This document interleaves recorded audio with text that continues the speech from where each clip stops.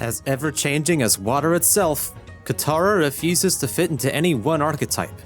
She can play a strong keep-away game with her movement and zoning tools, but she also knows how to crank up the pressure when up close using high-low and left-right mix-ups.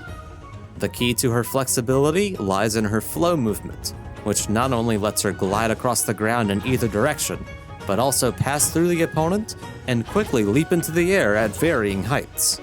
This leap lets her stay out of the opponent's range and pester them with her icicle projectiles, or suddenly rush in and create a left-right mix-up using her JB. She has plenty of strong neutral tools to use on the ground as well, such as the massive 5C and, most importantly, her Water Whip. Water Whip stance is sort of like Johnny's Mistfinder from Guilty Gear or Yuzuriha's stance in Under Night.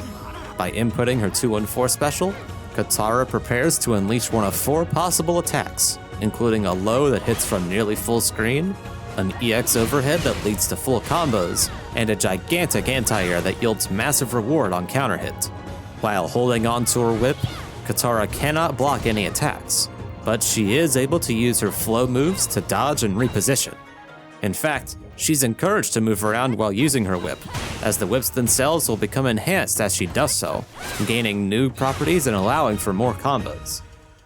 Speaking of combos, a lot of Katara's bread and butters can be difficult to pull off, as they will ask you to cancel a 6C launch into whip stance, and then cancel the stance into a leap as fast as possible.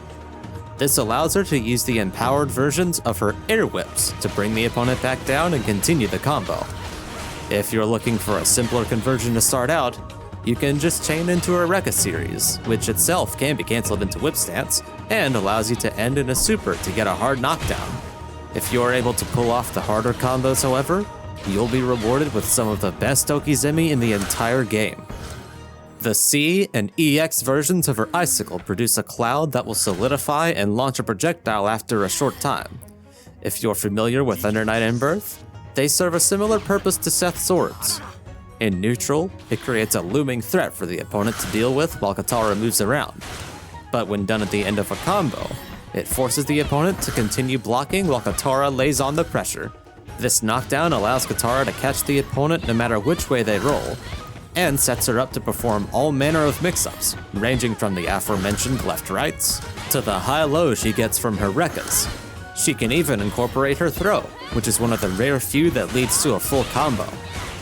Once the opponent gets stuck in this current of back-to-back mix-ups, it can be quite hard for them to swim against it. It's also worth noting that Katara's defense is pretty strong.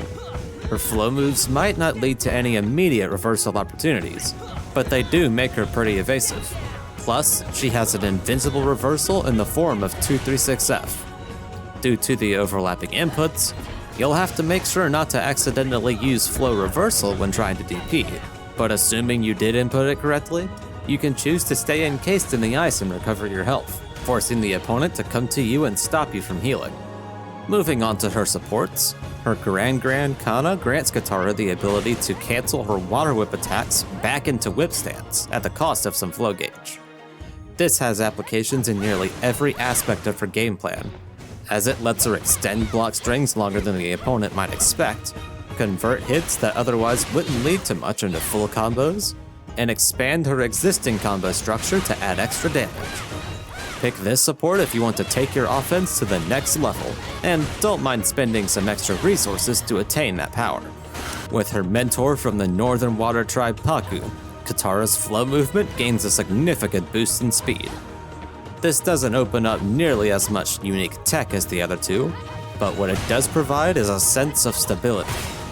Aside from making cross-ups a much more prominent part of Katara's game plan, it also makes her combos less likely to drop due to slight differences in spacing or timing. Pick this support if you want to master Katara's base toolkit and value consistency above all else. When her father and tribal chief Hakoda arrives, Katara becomes able to shoot 2 icicles on the same jump, and can better control her aerial momentum when firing.